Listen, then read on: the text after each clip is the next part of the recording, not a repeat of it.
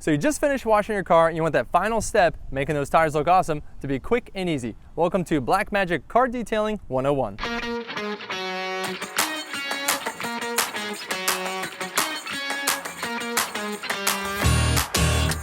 Blackmagic Tire Wet has always been at the top of the shine game. So what's the best way to do this? You have a couple different levels of shine and it's all up to you.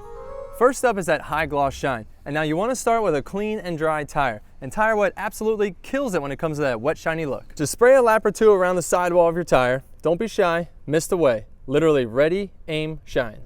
Make sure you wipe away any spray that gets onto your wheel. Then let it sit for a few minutes before you drive it. The shine will blow you away. Tire Wet now has a new and improved formula with PolyShine technology for an even greater shine, minimum streaking, and maximum durability. Next up is the low shine technique. Spray directly onto the rag and then apply it to the tire. Still glossy, but just a notch down. And the best part about this is you don't get any overspray onto the wheel. Whichever method you choose, your tires will be looking good. And when you look good, you feel good. If you have any other techniques, leave them in the comments below. And be sure to like and subscribe for more car detailing 101 tips.